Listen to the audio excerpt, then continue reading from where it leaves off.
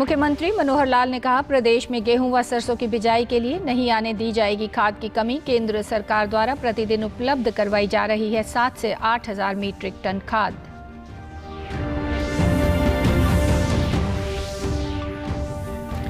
वायु प्रदूषण को देखते हुए राष्ट्रीय राजधानी क्षेत्र दिल्ली से सटे 4 जिलों गुरुग्राम, फरीदाबाद, सोनीपत और झज्जर में 17 नवंबर तक बंद रहेंगे सभी सरकारी व निजी विद्यालय। पराली जलाने पर भी रोक। भिवानी जिले के आदर्श गांव सुई में 17 नवंबर को पहुंचेंगे राष्ट्रपति रामनाथ कोविंद। राष्ट्रपति के आगमन को लेकर सुरक्षा व्यवस्था चाक चौबंद।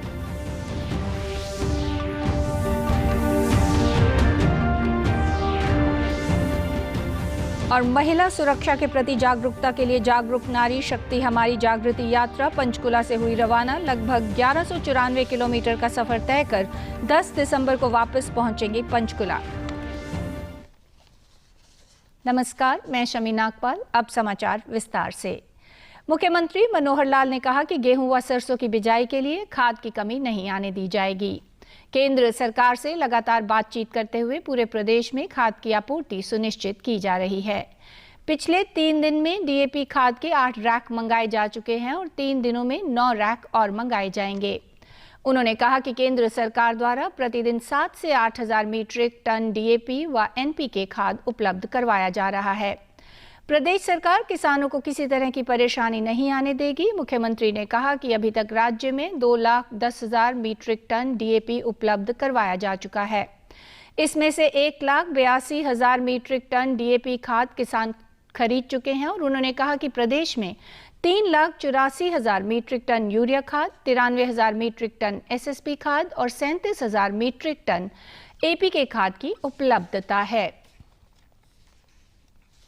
प्रदेश सरकार ने वायु प्रदूषण को देखते हुए राष्ट्रीय राजधानी क्षेत्र दिल्ली से लगे 4 जिलों गुरुग्राम, फरीदाबाद, सोनीपत और झज्जर में 17 नवंबर तक सभी सरकारी व निजी विद्यालयों को बंद रखने का निर्णय लिया है।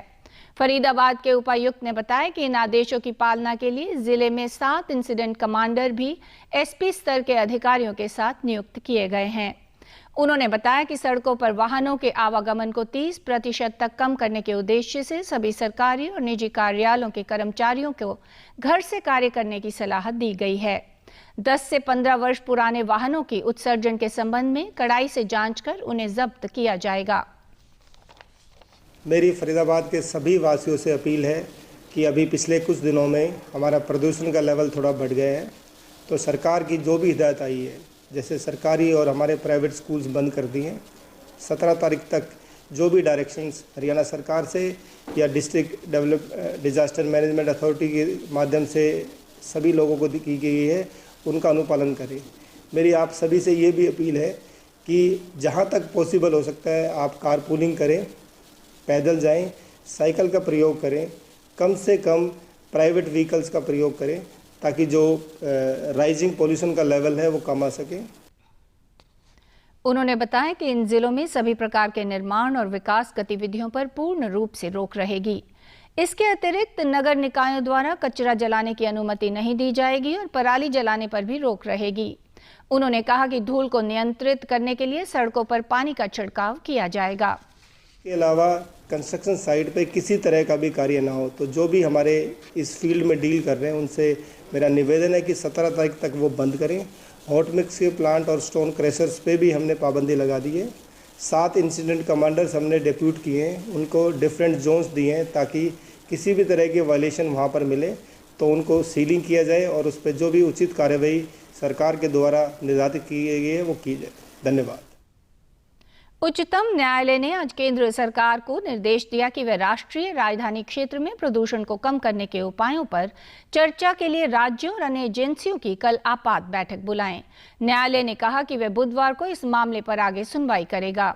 न्यायालय ने यह भी निर्देश दिया कि केंद्र और राज्य सरकारों को दिल्ली और उसके आसपास के अपने कर्मचारियों के लिए घर से काम करने की अनुमति देने पर विचार करना चाहिए। प्रदूषण को कम करने के लिए किसानों को पराली नहीं जलाने के लिए राजी किया जाना चाहिए। दिल्ली के 17 वर्षीय छात्र की राजधानी में वायु प्रदूषण के बढ़ते स्तर से संबंधित याचिका पर न्यायालय सुनवाई कर रहा है। राष्ट्रपति रामनाथ कोविंद 17 नवंबर को भिवानी जिले के स्वप्रेरित आदर्श गांव सुई में पहुंचेंगे। जिले में राष्ट्रपति के आगमन को लेकर तैयारियां जोरों पर हैं। इस आदर्श गांव में गांव के ही सेठ श्री कृष्ण जिंदल ने करोड़ों रुपए की लागत से गांव में नौका चले झील, स्कूल, सोलर प्लांट, सीसी गलियां, 8 पार्क, 500 लोगों के बैठने की क्षमता का ऑडिटोरियम का निर्माण करवाया है। भिवानी के पुलिस अधीक्षक और ग्राम विकास कमेटी के सदस्य अजीत सिंह ने बताया कि राष्ट्रपति के आगमन को लेकर गांव के स्टेडियम में 4 हेलीपैड बनाए गए हैं। राष्ट्रपति की सुरक्षा व्यवस्था के लिए 1400 पुलिस कर्मचारियों की तैनाती सुनिश्चित की गई है। इसके साथ ही राष्ट्रपति से मिलने वाले ग्राम विकास कमेटी के सदस्यों सहित अन्य ग्रामीणों का कोविड टेस्ट भी प्रोटोकॉल के तहत किया जा चुका है। 17 तारीख को विलेज सुई में आदर्श ग्राम का इनॉग्रेशन करने के लिए पधार रहे हैं। इसके लिए हमारा जो भी प्रेसिडेंट के प्रोटोकॉल के हिसाब से हमारी सुरक्षा के इंतजाम किए जा रहे हैं। गांव के अंदर ही हेलीपैड का निर्माण किया जा रहा है।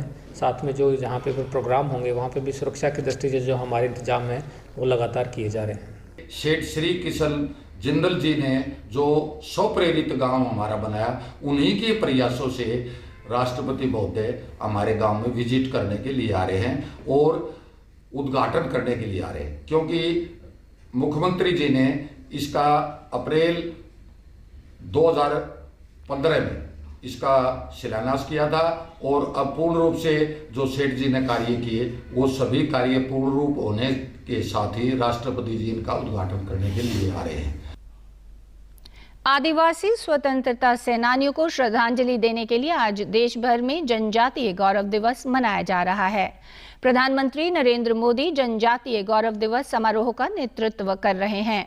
प्रधानमंत्री ने भगवान बिरसा मुंडा की जयंती के अवसर पर वीडियो कॉन्फ्रेंसिंग के माध्यम से रांची में भगवान बिरसा मुंडा स्मृति उद्यान से सह स्वतंत्रता सेनानी संग्रहालय का उद्घाटन किया। संग्रहालय रांची के पुराने केंद्रीय कारावास में स्थापित किया गया है। यहीं भगवान बिरसा मुंडा ने अपना जीवन त्याग किया था। इस संग्रहालय में भगवान बिरसा मुंडा के साथ अन्य आदिवासी स्वतंत्रता सेनानियों की यादों को भी संजोया गया है। स्वाधीनता संग्राम में आदिवासी नायक नायिकाओं के योगदान का, विविधताओं से भरी हमारी आदिवासी संस्कृति का जीवंत अधिष्ठान बनेगा। इस संग्रहालय में सिद्धू कान्हू से लेकर पोटोहो तक, तेलंगा खड़िया से लेकर गया मुंडा तक, जतरा टाना भगत से लेकर दीवा किसुन तक अनेक जनजातीय वीरों की प्रतिमाएं यहां है ही। उनकी जीवन गाथा के बारे में भी विस्तार से बताया गया। राष्ट्रपति रामनाथ कोविंद ने भगवान बिरसा मुंडा की जयंती पर उन्हें श्रद्धांजलि दी है। राष्ट्रपति ने ट्वीट करते हुए कहा कि भगवान बिरसा मुंडा की जन्म जयंती 15 नवंबर को सारा देश जनजातीय गौरव दिवस के रूप में मना रहा है। राज्य स्थापना दिवस के अवसर पर झारखंड की जनता को शुभकामनाएं। मुख्यमंत्री मनोहर लाल ने भी भगवान बिरसा मुंडा को ट्वीट करते हुए श्रद्धांजलि दी है। उन्होंने ट्वीट करते हुए कहा कि यदि हमें देश का वास्तविक विकास करना है तो हमें सभी धर्म व जाति के लोगों को साथ लेकर चलना होगा। महान स्वतंत्रता सेनानी भगवान श्री बिरसा मुंडा जी की जयंती पर उन्हें शत शत नमन। अंधविश्वास व शोषण के विरुद्ध उनके विचार हमारे लिए सदैव प्रेरणा स्रोत रहेंगे। पंचकुला में महिला सुरक्षा के प्रति जागरूकता के लिए जागरूक नारी शक्ति हमारी जागृति यात्रा को आज पुलिस महानिदेशक पीके अग्रवाल ने झंडी दिखाकर रवाना किया। अतिरिक्त पुलिस अधिकारी ममता सौदा के नेतृत्व में 15 महिलाएं पंचकुला से शुरू होकर प्रदेश के सभी जिलों से गुजरते हुए लगभग 1194 किलोमीटर का सफर तय कर 10 दिसंबर को वापस पंचकुला पहुंचेंगी। ये महिला पुलिसकर्मी साइकिल रैली द्वारा महिलाओं को उनके अधिकारों के बारे में जागरूक करेंगी।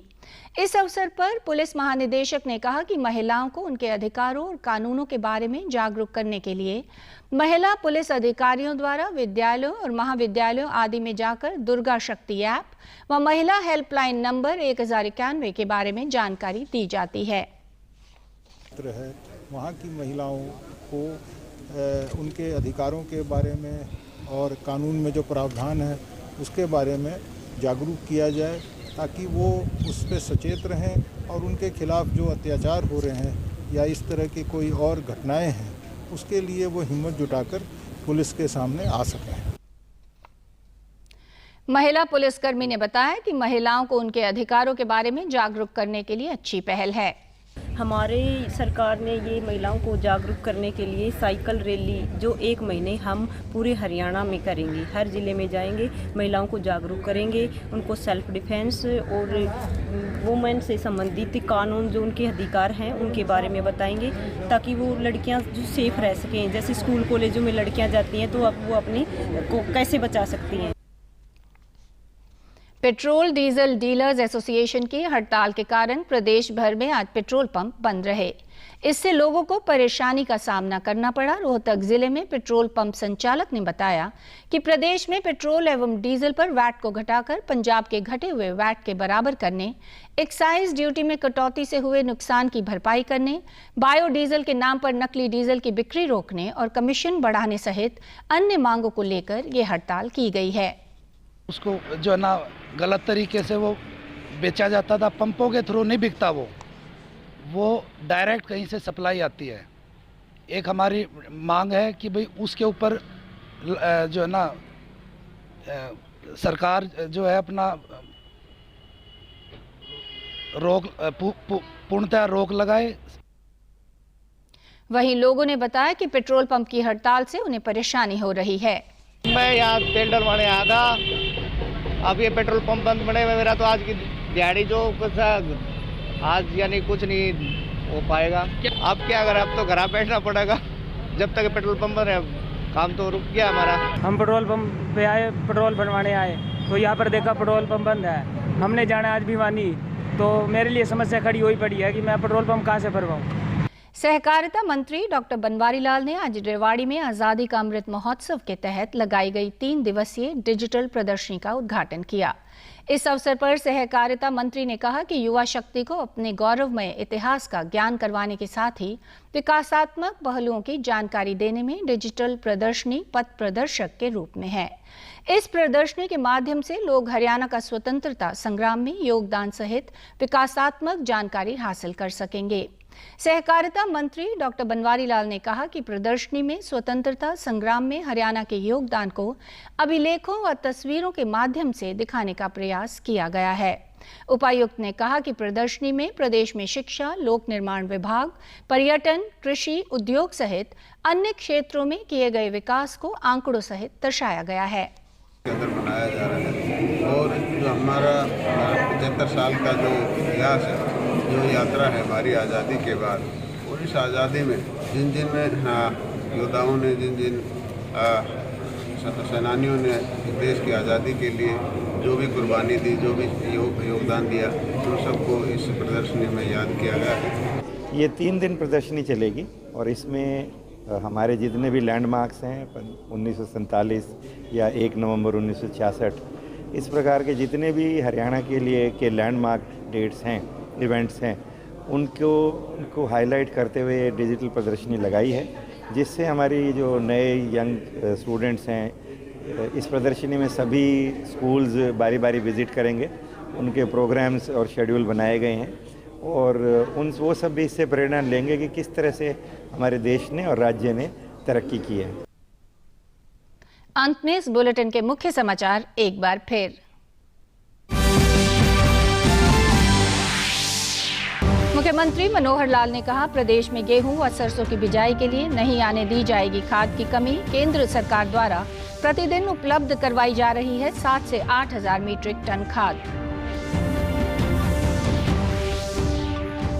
वायु प्रदूषण को देखते हुए राष्ट्रीय राजधानी क्षेत्र दिल्ली से सटे 4 जिलों गुरुग्राम, फरीदाबाद, सोनीपत और झज्जर में 17 नवंबर तक बंद रहेंगे सभी सरकारी व निजी विद्यालय।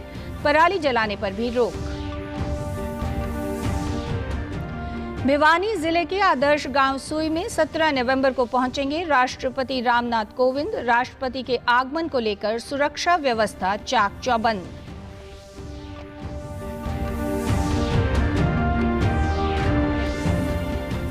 और और महिला सुरक्षा के प्रति जागरूकता के लिए जागरूक नारी शक्ति हमारी जागृति यात्रा पंचकुला से हुई रवाना। लगभग 1194 किलोमीटर का सफर तय कर 10 दिसंबर को वापस पहुंचेंगी पंचकुला।